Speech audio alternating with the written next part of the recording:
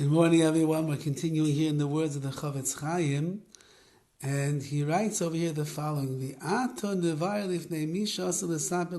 Now we need to explain before whom you're not allowed to speak Lashon HaRa in front of. You should know the ancient chilik b'isur, but there is no difference at all regarding the issue of the prohibition of speaking Lashon HaRa, whether you are speaking to other people, whether they are a relative or they are distant, meaning not relatives and the like, or you're speaking to your own wife. A person is not allowed to speak Lashon HaRa unless you have a piece of information that you must inform your wife about. Because you're giving, it's a benefit for her to know this information from now and for the future. Kagoin, for example, Shima Kefes La Noshim Roim. Let's say your wife is running a business or a store, and the husband knows that she's extending credit to people that are really not trustworthy people. It's going to be very difficult later for his wife to be able to collect this money. So therefore there's a to'elis, there's a benefit over here. He's protecting his wife and himself from a financial loss. Therefore, he's allowed to tell his wife that these people are not good people, and there's a really good chance they're not going to pay you back.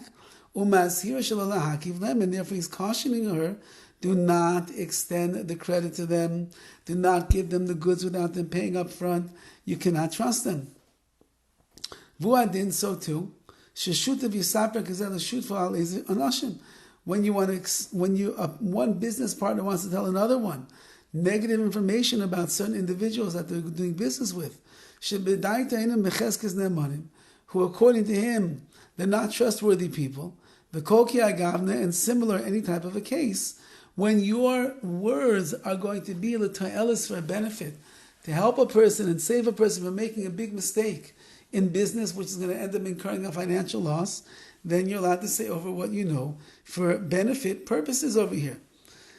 We find a similar case in the Gemara in Kiddushin. Do not let the students of Rabbi Meir come into here to the Beis Midrash, because they are contentious and they might end up disturbing our learning. So you see that what? He was allowed to say something that would be perceived as negative in order to protect their learning and the like, and so forth. Even if the husband doesn't fully recognize the negative nature of this person, rak shama aleim, but he heard negative things about them. Even this he's allowed to tell his wife that he heard about them. In order to caution her from now and for the future. Even though he himself is not allowed to believe the negative report that he heard about them. He's allowed to be suspicious that maybe it's true. Nevertheless, in such a case, he cannot tell his wife in a way where it's going to be clear. Where she's going to for sure accept and believe everything that he said. Rather, you should tell her, I heard such and such a thing about this person. He's a hurry, and therefore, if I were you, I would not extend credit to them. However, without this consideration, which means he's just trying to protect his wife from a loss, there is no difference whether you are speaking to your wife or another person. You're not allowed to open your mouth and say Lashon HaRa. Now we are going to have to learn. The notion that many people have is that in order for me to relieve my tension, which is a very natural thing, a husband goes to work and his boss was so cruel to him that day, he had the worst day of his life, and he comes home, he's stressed out beyond belief. And he feels the need to tell his wife what was going on in order to relieve his tension. Perhaps that's a to'elis, that's a benefit. There's the benefit in that. His wife had a really hard day. She heard about this big sale at the store, And she went there and she sees dressed on the mannequin exactly the clothing that she wants. She goes to the aisle, she looks for her size. They have the size before her and the size after.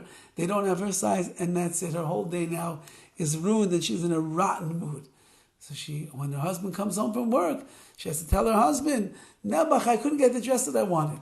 So even though that she's maybe saying Lashon HaRa about the store, they don't have what she wanted, or maybe a woman picked it up in front of her right before her, whatever the case might be, we'll have to see as we go on. Perhaps in those cases, there would be a permissibility to one's wife, because that would be considered ta'elis in order to get the weight off of your chest.